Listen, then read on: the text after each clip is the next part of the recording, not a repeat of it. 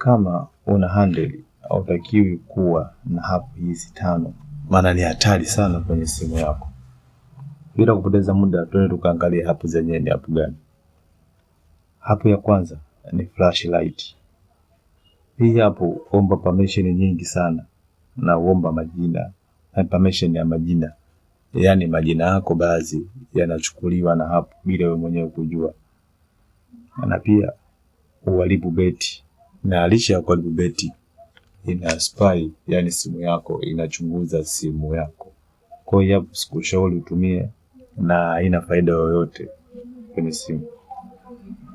App ya pili ni RAM cleaner.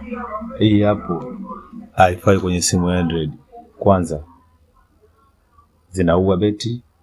Pili, zinafanya simu iwe slow.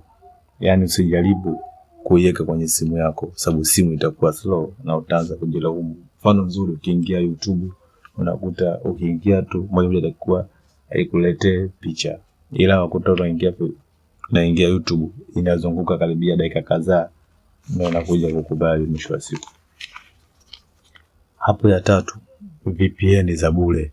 Yani VPN zisizokuwa na majina, yani majina yao unakuta sio ya kutumika muda mwingi. Yani VPN zile za bure umeziona, VPN za kitonga umeambiwa wewe na umezifuata. Zile mara nyingi sana huuza taarifa zako binafsi.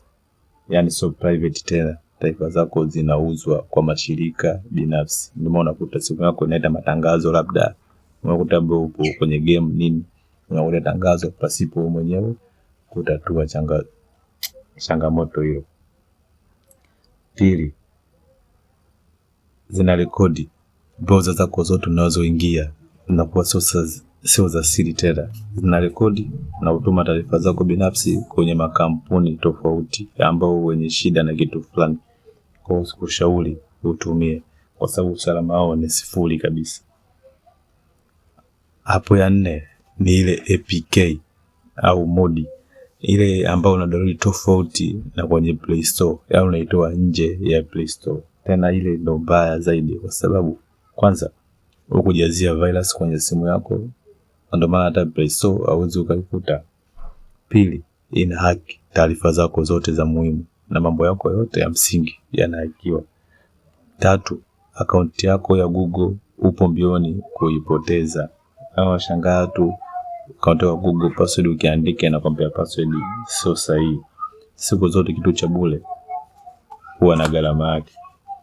App ya 5 ni live wallpaper. Hii nao sikushauri utumie kwenye simu ya Android, maana kwanza uharibu beti. Beti yako hata kama ilikuwa inakaa na chaji masaa 24, ukishaweka hii app uweze kata masaa 24, inakaa labda masaa 23 au masaa 22 au hata masaa 18, kwa sababu zinakula sana chaji. Na sio chaji tu, na hata bando ukiwasha, au ukiwasha data yako, bando inaondoka sana. Kwa hiyo sikushauri utumie. Na pia huleta matangazo, sababu zinakopo app hizi mara nyingi sana sio official. Mara nyingi sana huleta matangazo muda kwa muda. Kwa app hizi sikushauri na sitokaa nikakushauri uje kutumia. Hazifai na hazina maana yoyote.